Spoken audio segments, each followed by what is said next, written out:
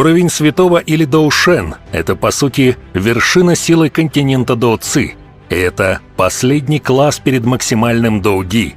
На этом этапе человек уже превосходит обычных экспертов и вступает в святой уровень.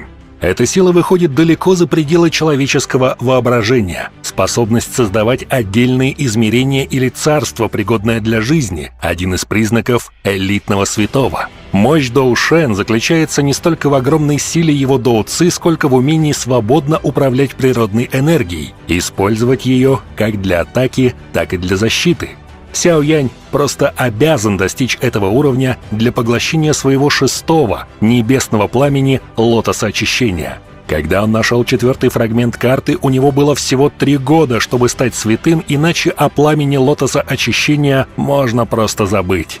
Итак, как Сяо Янь перешагнет этот несравненно величественный класс культивации? Насколько он станет силен? Как мы говорили в предыдущих видео, Сяо Янь пропустит уровень мнимого святого Башен и сразу перейдет в класс святого. В этом ему помогло дерево Бодхисаттвы, где он прошел 100 реинкарнаций. Там он достиг 9-го этапа развития почтенного воина. Но наибольшим сокровищем было сердце Бодхисаттвы, которое способно преобразовать сердце человека и стать святым, было простой задачей. Сяо Янь не только насладился легендарной медитацией под древним деревом, но скрыл в своем теле сердце Бодхисаттвы. Конечно, не стоит забывать и об оставшихся в его руках 11 чистых семян дерева. Итак, Сяо Янь решил не очищать сердце Бодхисаттвы сразу после возвращения в павильон падающей звезды, потому что понимал, что это слишком важно. Ему требовалось идеально его очистить. Абсолютно ничего не должно было пойти не так. Понимая все это, Сяо Янь потратил много усилий, чтобы в течение 1 месяца достичь своего лучшего состояния. И он, и Яо Лао старались изо всех сил, чтобы подготовиться и увеличить его шансы на продвижение в уровень мнимого святого. Да, Сяо Янь находился на пике 9-й звезды почтенного воина. Он намеревался пробиться в класс мнимого святого. Но то, что произошло далее, было просто удивительно. Настолько, что он перешагнул этот этап. Конечно, все понимали, что сила павильона падающей звезды несомненно взлетит, если Сяо Янь успешно продвинется и станет мнимым святым. Он вместе с Яо Лао на уровне Баншен станут силой, которую даже древние фракции не захотят провоцировать. Учитель специально создал весьма качественную пилюлю и передал Сяо Яню. Это пилюля Бодхисаттвы. Она вызвала молнию из 8 цветов. Добавив эту пилюлю к сердцу Бодхисаттвы, вероятность успешно прорваться на уровень мнимого святого сильно возрастала. Прорыв в класс мнимого святого был крайне трудным, не говоря уже об уровне истинного святого. Для этого требовалось много составляющих. В случае Сяо Яня это были лучшие ингредиенты: сердце Бодхисаттвы и пилюля 8-го ранга молнии 8 цветов. Яо Лао оставил все вопросы павильона на себя. Самое главное для Сяо Яня – быстрее прорваться на уровень мнимого святого. В противном случае он не будет способен поглотить очищающее пламя лотоса, когда оно появится через 3 года. Это небесное пламя слишком пугает. Сяо Янь согласился. Это было препятствием, которое могло полностью преобразить его. Сяо Янь уже более 10 лет гнался за этим небесным пламенем, что занимало 3-е место в рейтинге. Он не мог отказаться от него. Итак, Сяо Янь попрощался с учителем Яо Лао, Цайлинь и дочерью и вошел в длительное уединение. Яо Лао вздохнул. «Пойдемте. Теперь мы будем ждать, когда он успешно станет мнимым святым». После чего он махнул рукой и обнял Сяо-Сяо и медленно ушел. Цайлинь и остальные быстро последовали за ним, однако никто из них не ожидал, что это уединение займет целых 2 года.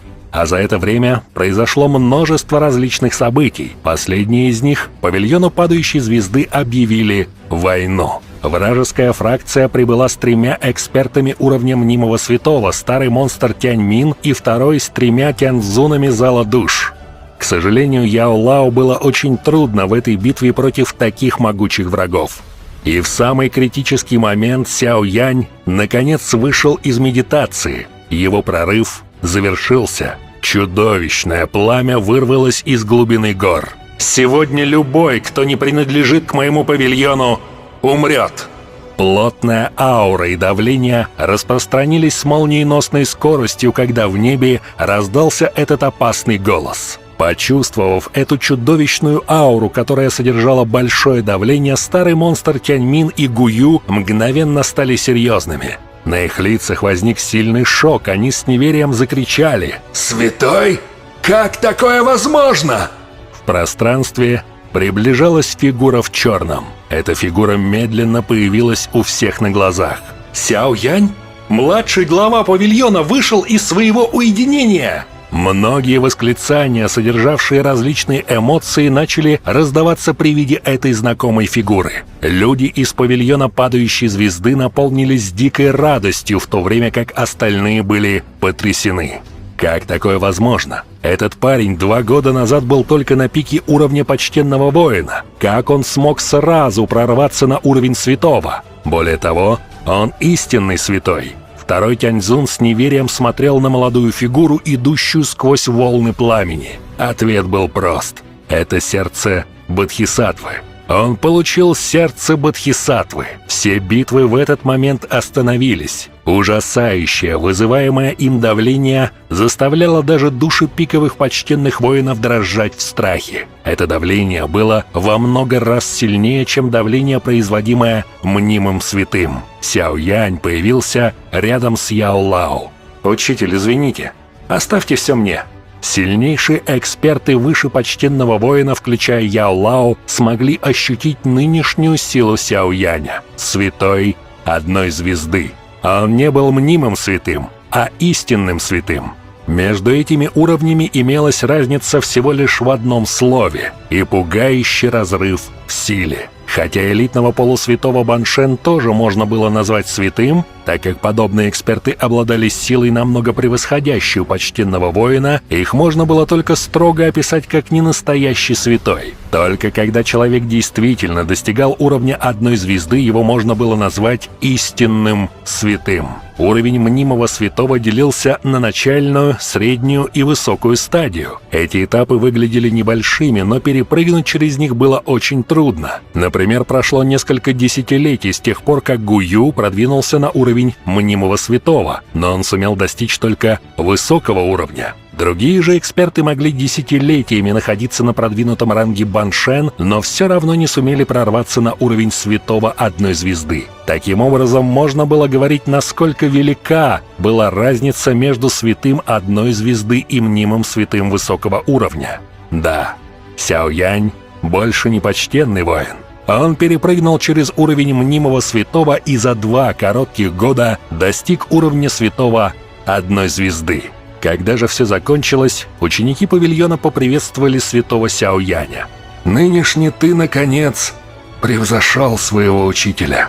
Яо Лао мягко и эмоционально вздохнул. Когда он впервые встретил Сяо Яня, тот был простым учеником в клане. За эти годы этот молодой человек, опираясь на свою шокирующую настойчивость, медленно достигал нынешнего порога силы. В этот момент Сяо Янь, наконец, взошел на вершину континента Доу Ци. Достигнув уровня святого, начинается самое интересное. Сяо Янь действует бесстрашно и разбирается со многими фракциями, что ему задолжали. Хороший пример этого – павильон ветра и молний. Итак, очистив сердце Бодхисаттвы и использовав пилюлю 8-го ранга молнии 8 цветов, Сяо Янь достиг легендарного уровня святого Доушен. Потребовалось более 2 лет на прорыв, но результат того стоил. Теперь он мог подумать и о пламени лотоса очищения. Всем большое спасибо за просмотр. Напишите в комментариях, ждете ли вы этот великолепнейший момент. Подписывайтесь на канал, ставьте лайк и всем пока!